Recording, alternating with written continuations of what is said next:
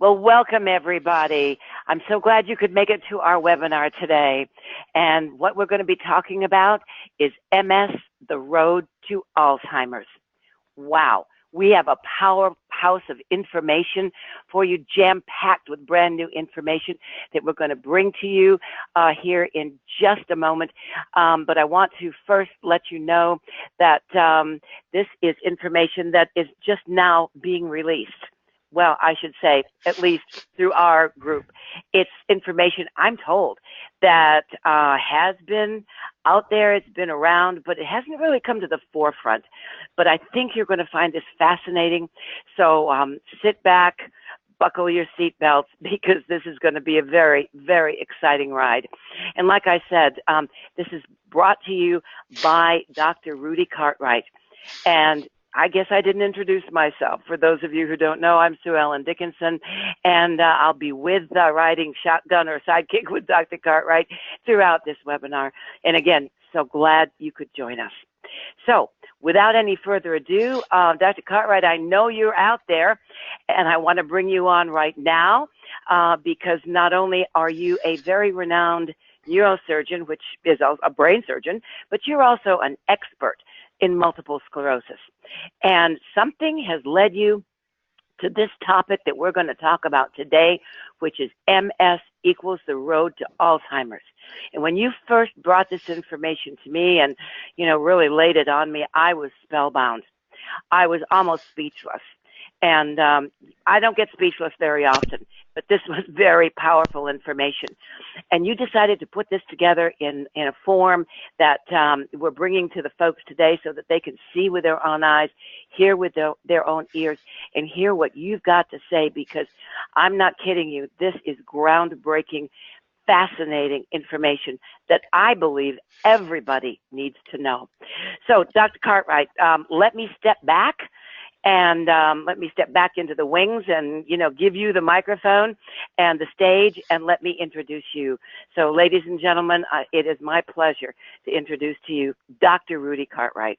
Well, thank you for that introduction, Sue Ellen. I really appreciate this.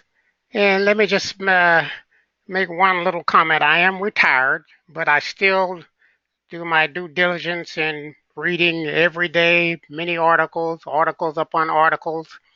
And as I indicated to you, when I first came across this concept, I was shocked. And I said, I wonder if the MSers know about this. And when I brought it to you, you said you had never heard about it. So you've heard about the expression. Or during my day, we used to say, what you don't know won't hurt you. Well, that's not really true. What you don't know can hurt you. And we're going to show you why. So here it is. How does this concept come about? What are the articles that substantiate what we're talking about? And so I'm just going to go through one of the statements here. Impaired memory and cognition. All that big word cognition means a way of thinking, a way of planning, a way of memory. And that they are prominent in multiple sclerosis and Alzheimer's. That's the way it is. And so if you look at the first three articles above the red line, they tell you that MS is an inflammatory problem associated with what? Neurodegeneration. The second article and talks about degeneration of the nerve extension, okay, in multiple sclerosis. And it can predict, or rather it can lead to disability. And of course, the third article talks about that protein, amyloid precursor protein, and it plays a role in multiple sclerosis. They can demonstrate it now. Now, if you go below that red line, look what is said. The same thing, inflammation in Alzheimer's, axonal degeneration in Alzheimer's, okay, and that protein, that's the amyloid precursor protein, is one of the hearts and souls of Alzheimer's. Okay? And that fourth article down there, neurological disorders and therapeutic, that means treatment targeted to surmount the blood-brain barrier. Well, we talk about that being involved in MS all the time. So they know what's going on. It's just that no one has really brought that to you before. Let's go to the next slide. Okay, and I know we all know that Alzheimer's has to do with your memory. You don't know who you are, don't know where you're going, don't know anybody. Well, not only is memory involved with Alzheimer's, but balance is involved, as indicated in this first article. We all know about neurodegeneration, and especially that area of the brain called the hippocampus. Well, guess what? That hippocampus shrinks not only in Alzheimer's but also in MS, and it affects how you walk, your gait. Okay? The third article, motor function, that means muscle strength. That's involved in multiple sclerosis and Alzheimer's also. That muscle function goes down. And the fourth article, falling episodes in multiple sclerosis.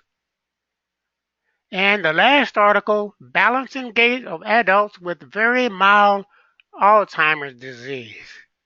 Here's what they know, and here's what's well published, is that you start losing muscle function, i.e. you start getting weaker first before Alzheimer's shows up way down the road. So while you're going downhill, you think it is what? You think it is your MS, your exacerbation, or what have you.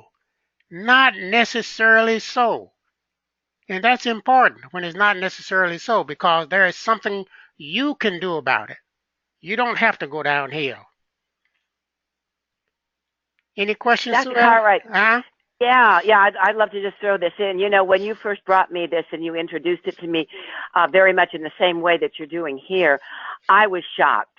And you know, I don't use that word very often, but I truly was, because the similarities that you were talking about and that you're outlining for us right here are remarkable. It's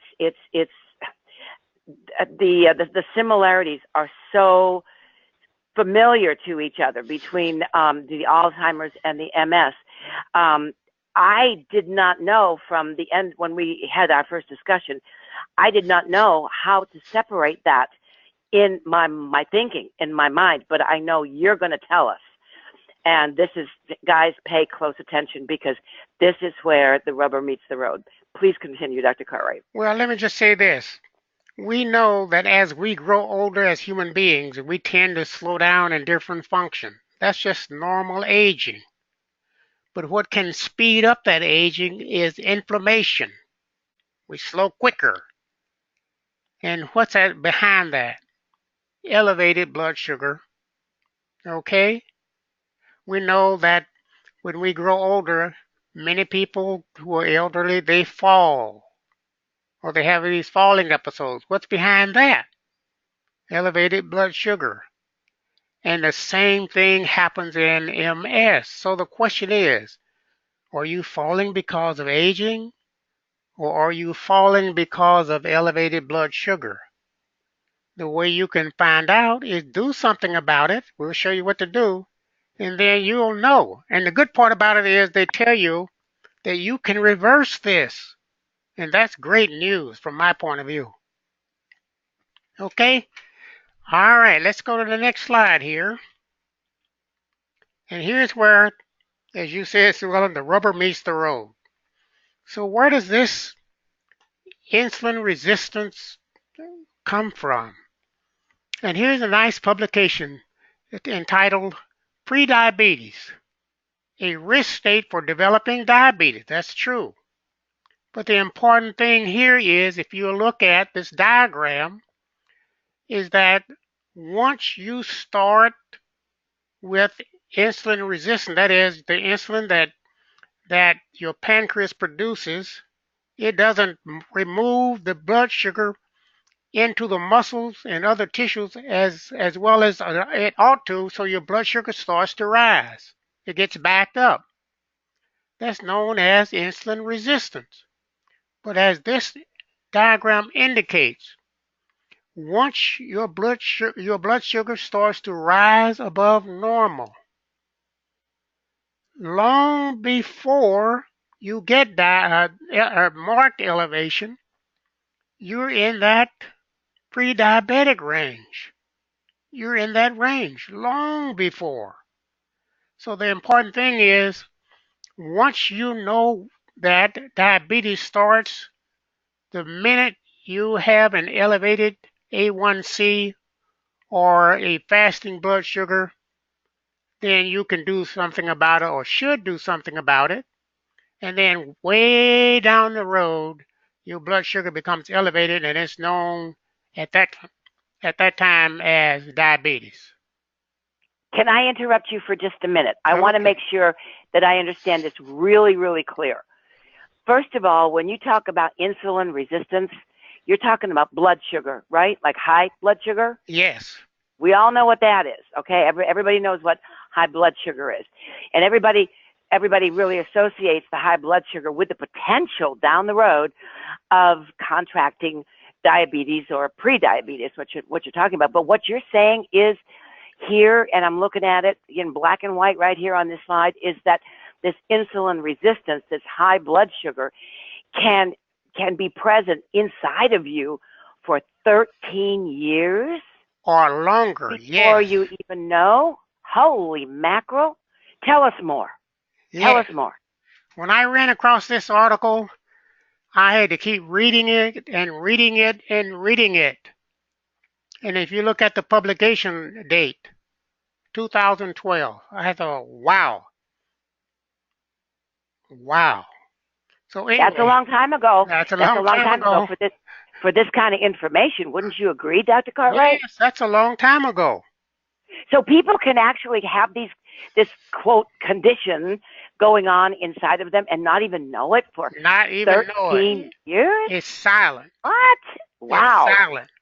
In other words, when you have MS and you have this going on, then as we'll see down further on, this blood sugar is inflammatory and it's helping Okay. to speed the process towards disability. Okay, Tell us more. Tell us here we more. go. First article here says the presence of insulin resistance is the controlling factor in prediabetes and type 2 diabetes. Second article, insulin resistance of the brain may be the controlling factor in Alzheimer's disease. And the third article says, I got to read it. Alzheimer's, in its pure form, represents a brain form of diabetes. Postmortem studies demonstrate that abnormalities in Alzheimer's are virtually identical to those in type 1 and type 2 diabetes. The term, quote, type 3 diabetes, close quote, accounts for the underlying abnormalities associated with Alzheimer's type neurodegeneration. So there is this third type of diabetes, you're saying. And is it confined to the brain? Not necessarily so. You can have it throughout the whole body. You know, they try to say, all right, if it's central, i.e., brain, that's central. If it's peripheral, that is the rest of the body, that's peripheral. So this thing they call type 3, they says, okay, it can hit the brain also, type 3, but you can have type 3 and type 2 together. But the important thing is they all mean elevated blood sugar level. Okay. I got it. I Okay? got it. Got All it. right. You got it? Got it. Okay. Well, I have to put this in since we're talking about MS. You know that MS in many people, they start out with optic neuritis. Okay? And about 50% of those, it takes about 15 years before it shows up. That's a long time. Well, Here we go again. here we go 15 again. years? Yes, they they followed people. When did you first have a little your optic neuritis? And they decided to follow them for years, way out. And then some people it takes them 15 years before this problem develops into uh, MS. So what are we talking about? We're talking about something starting on day one and then way down the road, the same way with pre-diabetes and diabetes, they get this bad problem. So that's what happens with optic neuritis. It could be knowing that elevated blood sugar is inflammatory. It could be that these people who develop it way down the road didn't know that their blood sugar was a little higher than it ought to be. Now, let me ask you sort of a layman's question here, if I can throw this in, because this is so much information, and it's amazing. But I've got to ask you, with the 15 years here, the 13 years on the other there, during that time frame, in your experience, in your opinion, would I know during that time frame that something is, quote, wrong with my blood sugar? Am I going to feel any different? Am I going to sense any different? Is any other symptom going to appear that I might want to discuss with my doctor? Or is this something that mysteriously lies beneath the surface until it decides to be seen? What's your opinion?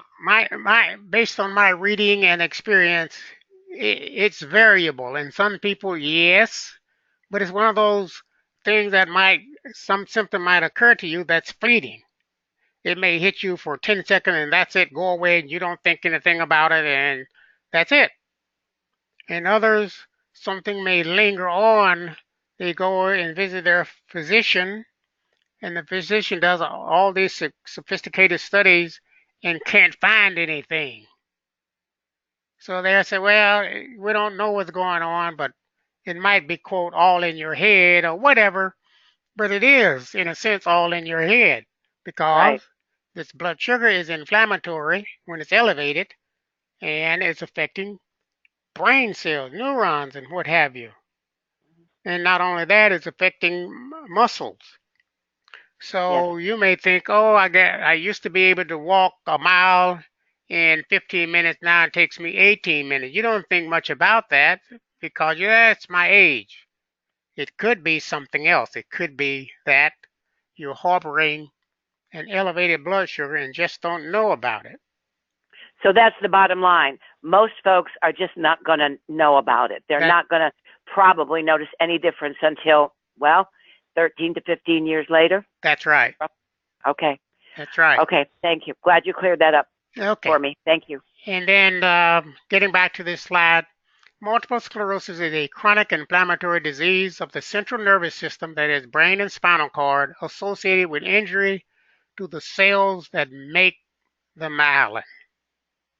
Okay? And the last article here, insulin resistance makes worse the inflammatory response common to MS and Alzheimer's. Inflammation. Elevated blood sugar, okay, equals inflammation, and that makes everything worse. Wow. And this article here, I've had since 2007, and when I ordered it through the library, I just put it in a folder, and I thought that's an interesting article. And that was in 2007, and I kept it there and kept it there and kept it there and forgot about it. And then when I ran up on some more articles, I thought, let me go back and look at what they said in this article. And the point is, patients with high blood pressure as a group are insulin resistant and have high blood sugar. They said that's the way it is. Okay? Okay. So this, I just want to make sure that I've got this clear in my mind now too, and that is that this information, well, let me rewind a minute. You have a collection of these articles going back umpteen years that you've just stashed away. And so basically we have to recognize now that this information has been available, has been out, but the question begs in my mind is, why have we not heard about this? But I guess we could do a whole nother program on that, so we don't need to go there. The fact is that you've done the research, you've done the reading, you have the collection of articles and information, and here we are today, and you're revealing it to us. And I don't know about everybody else listening, but Dr. Cartwright, I'm very grateful to you for this. Please continue. Yeah, there's no way to know why we haven't heard about it. We'd be guessing, and from my point of view, why guess about it when you don't really know? But all I can say is these articles are well published in representative research journals, and that's why I'm putting them up. You can go look them up yourself, and you'll see, yep, they're out there, and there are hundreds more out there.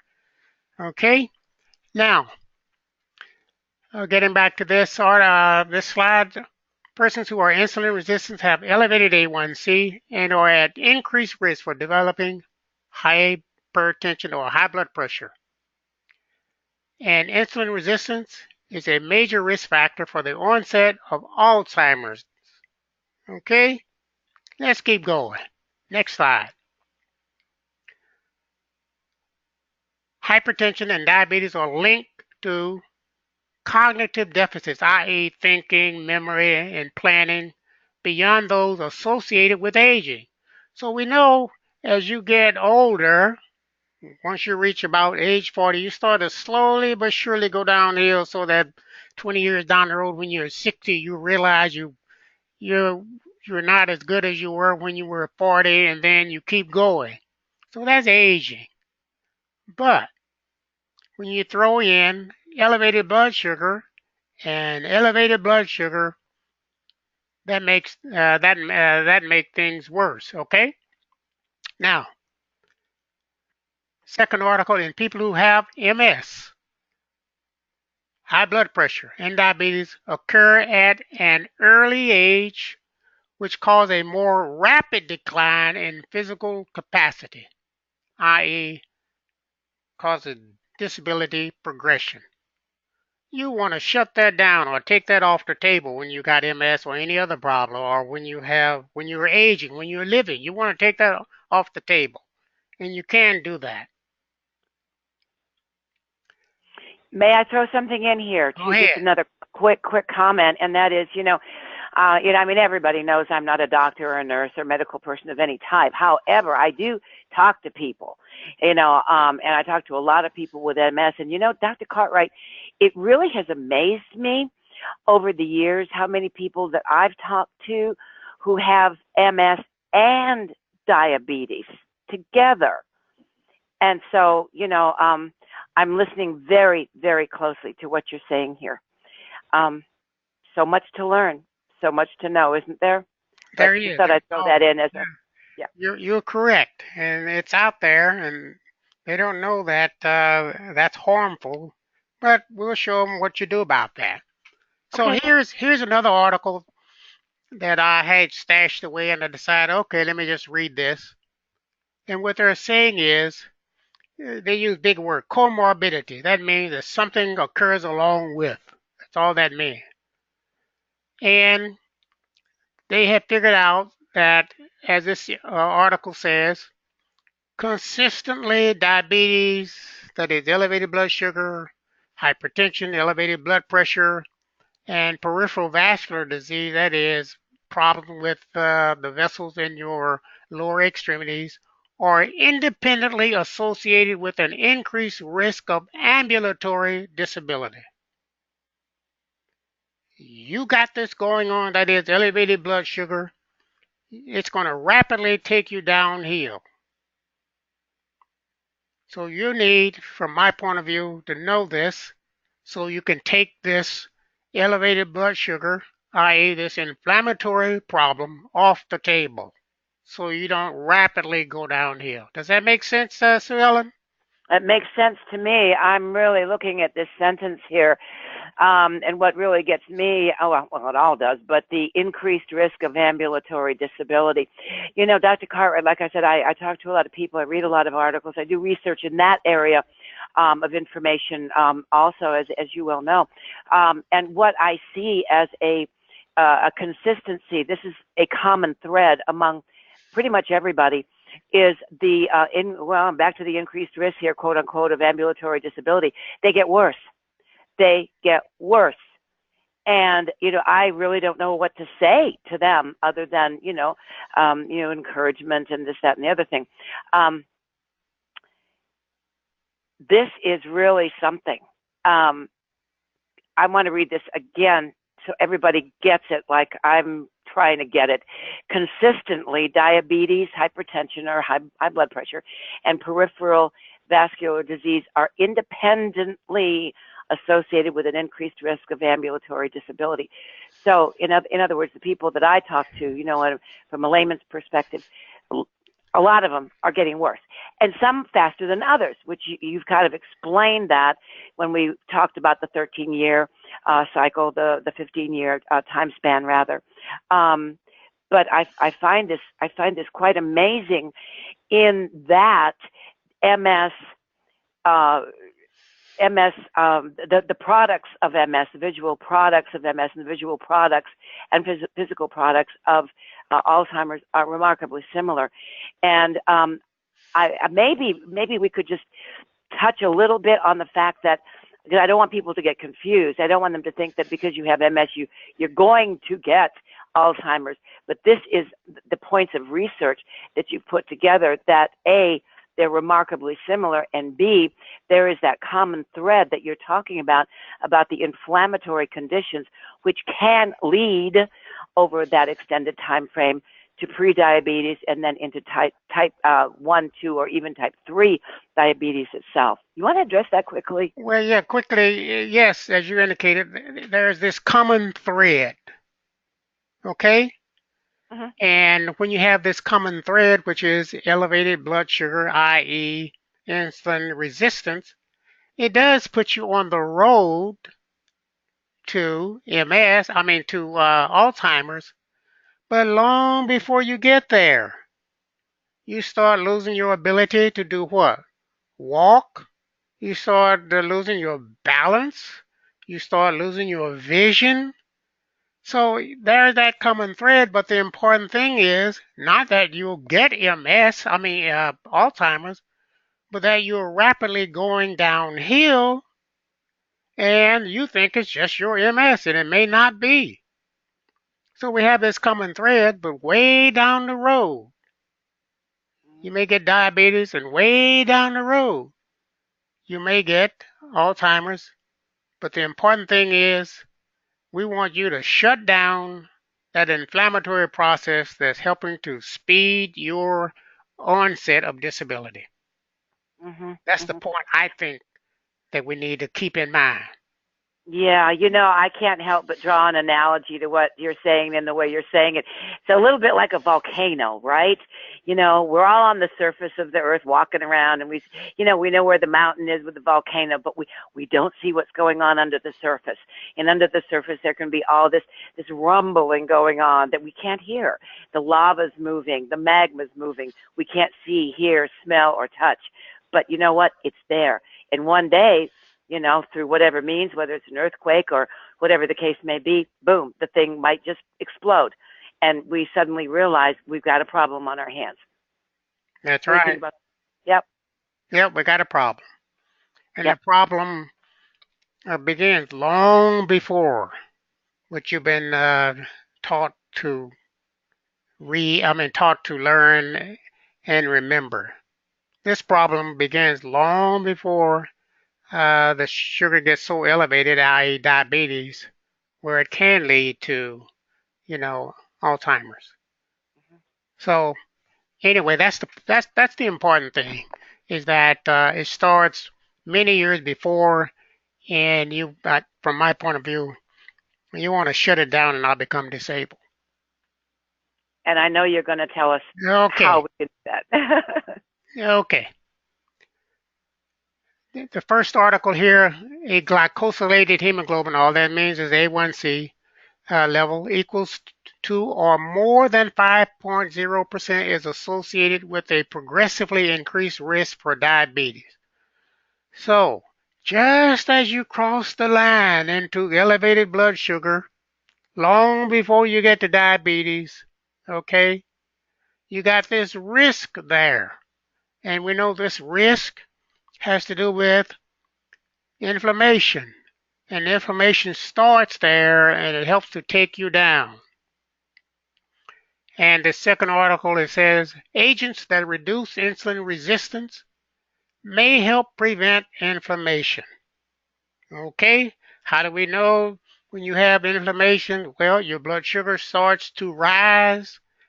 And if we can keep that blood sugar down, we're better off.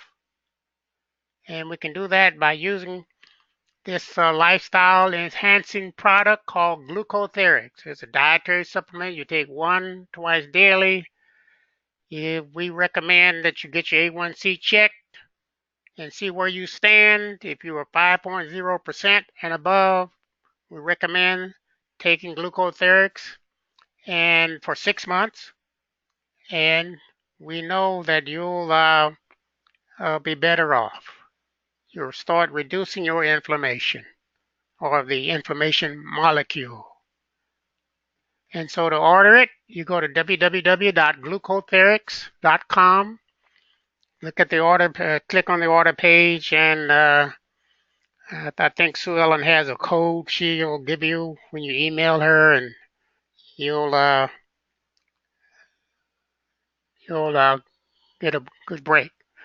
Okay, Yep. so Sue Ellen, last Yes. slide, and I got to tell them that the reason we had this Q&A in this fashion is that they have updated these computers or programs, and when they update, they don't think about the program you already have on your computer. And That's true. listen, right now, I have struggled through an update that they have on my computer now in the middle of this talk, and I hope that it's not showing up on the recording, but it's the way it is these days. So this is why we have this Q&A where they will either email you Mhm. a question, or they can go to Heart Talk. You want to talk to this slide, Sue Ellen? Yeah, let me talk about that. First of all, let me just talk to a little typo here that is in that I see on my email. It's Sue Ellen Dickinson at Gmail, not Dixon. So let me spell it all out for you guys. SUELLENDICKINSON. You got to put the IN, Dickinson, at gmail.com. Sort of like Emily Dickinson. Okay, so that let me just do that. But listen. I'm human after all. Gotcha. Yeah. I wasn't going to say a word. Well, you should have said 10 words. So I don't Excuse mind me. being Yeah. corrected. Oh, I that's don't mind funny. being corrected. Oh, Okay, that's all right. So I wanted to make I'm sure. human. I'm human. Okay. You are, but yeah, but you're wonderful, and we love you, Dr. Cartwright. I know I talk for everybody on this program and more. Anyway, let me talk to everybody for a minute and tell you. Listen, I'm wondering now. I can't hear you, and I can't see the the panelist screen like Dr. Cartwright can. If there's any questions or any comments coming through, but what we're going to do is pick this conversation up, and we're going to take your questions. We're going to talk live with you guys on our next Heart Talk program. Now, Heart Talk, as many of you already know, is held every Tuesday morning at 10 a.m. Central. That would be 11 a.m.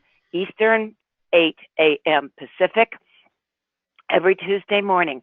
And our motto for Heart Talk is, this is the place where you can speak your mind straight from your heart. So it's kind of Katie bar the door with whatever you're thinking, whatever you want to talk about. We do select subjects, this or that, but this is where it's very informal, and we really want to hear what's on your mind. And I know, having said that, that you all have got to have just a myriad of questions about this.